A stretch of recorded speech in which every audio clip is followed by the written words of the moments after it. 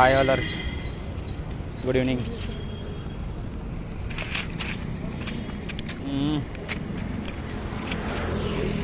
I think मी last 1 मंथपासून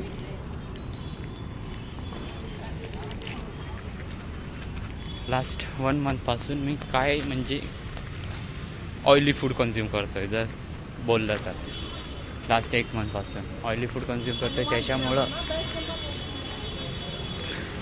त्याच्यामुळं health खराब झाली आहे.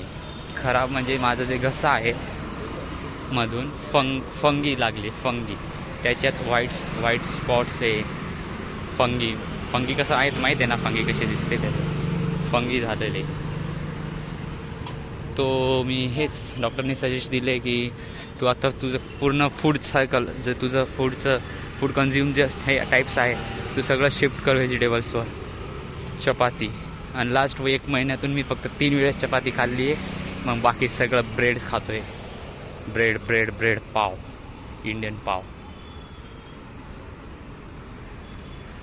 अँड बर्गर एवढं खाल्लं आहे की साईड इफेक्ट्स दिसायला दिसले आता. त्याच्यामुळे कमी करावं लागेल. कमी करता बंद करावं लागेल. म्हणजे माझं अजून एक काम वाढलं आहे की मला माझ्या फूड सायकलवर काम करायचं. आता ॲटलिस्ट मी प्रयत्न करेल की होममेड फूडवर शिफ्ट व्हायचं. आता होममेड फूड शिफ्ट तर मला भेटणार नाही कुठून, की स्वतः करण्याशिवाय भेटत नाही.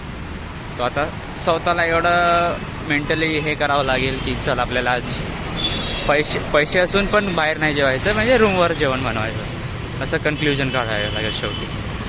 आता तो सध्या मी काय बनवत नाही आहे, पण जेव्हा बनवतो तेव्हा व्हिडिओ शूट करतो. पण आता मला शिफ्ट व्हावं लागेल होम फूड आणि फ्रेश फूड, व्हेजिटेबल्स अँड फ्रूट्सवर. तसं मग झालं तर मग बेस्ट. आता चाललो आहे जॉबला. आज एक्झाम होतं, चांगलं लिहिलं आहे.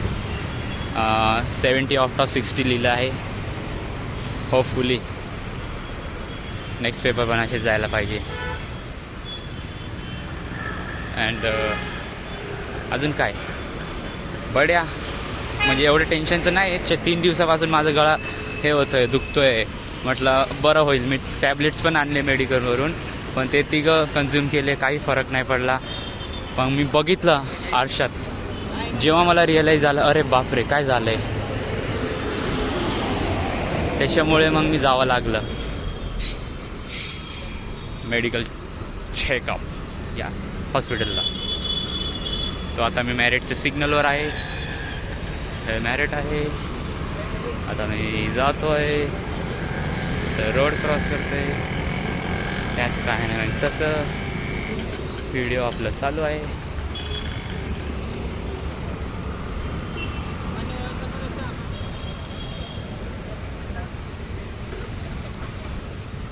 अजून काहीतरी सांगायचं आहे मला.